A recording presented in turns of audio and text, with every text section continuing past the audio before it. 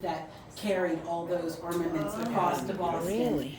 It makes sense to me, as we've talked about it, from his experience having been in the French Indian Wars, and his understanding of that area of upstate New York and sort of the Albany area, and just his skills as sort of at under the artillery or in artillery. With Henry Knox, who didn't know much about it, so he probably needed people who were skilled like Jethro to actually that he could rely on. So I feel confident that there's some connection to that trail and when they moved the arms, then that is actually one of the reasons why Jethro was able to settle here. So.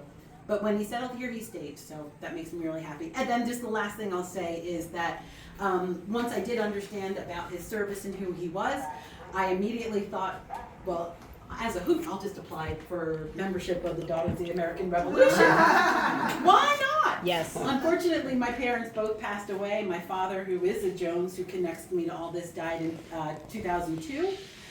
So 20 years after he passed away, I submitted my application, and they said, oh, we need more documentation. And I was like, okay, well, I've done this.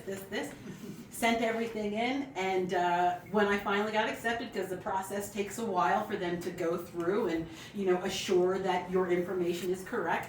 Two of the things that stood out were, one, Jethro was not even in their system, nowhere, which I thought was really unusual but exciting, that I could say, well, look, we've got this that shows he was there, we've got this, like all these stuff, like you can't deny that.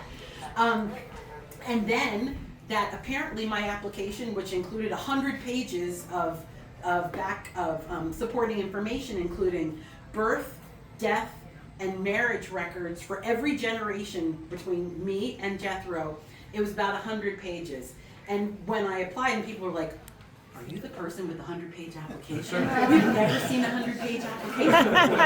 Like, I was compiling information and sending it to you. I didn't know it was that big of a deal. But I think it's really special to know, again, sort of as someone who didn't think that I would have anything that I could trace beyond the Civil War, to know that I had 100 pages of information on, thanks to my ancestor, was really exciting. So I was admitted into the DAR, and I am a proud member. Spectacular. Yes.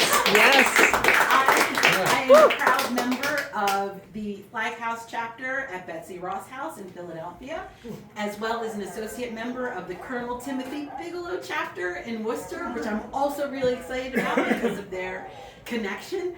And it was important to me just to be able to represent as somebody who I never really thought anybody who looked like me would be in the DAR or be able to connect to it.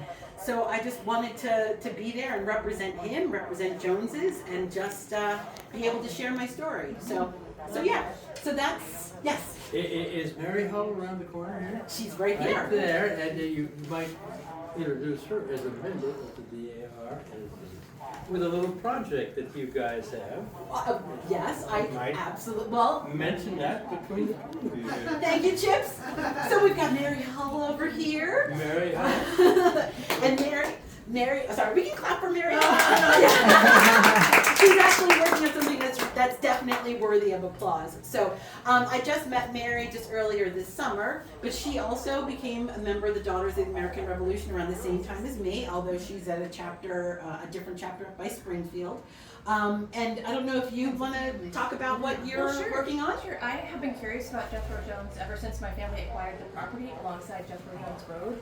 And it wasn't until I joined the DAR and had access as the registrar to the system that I found your application that you filed.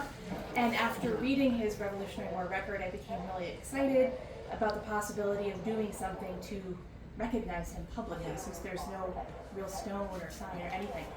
And then after we met, I got really revved up about it, so I'm in the process of applying for a grant through my DAR chapter, which is the Mercy Warren chapter out of Springfield, which is the oldest chapter in the state of Massachusetts. And we're in the process of applying for a grant to get a marker that would go by the cemetery to honor your ancestors. Yeah.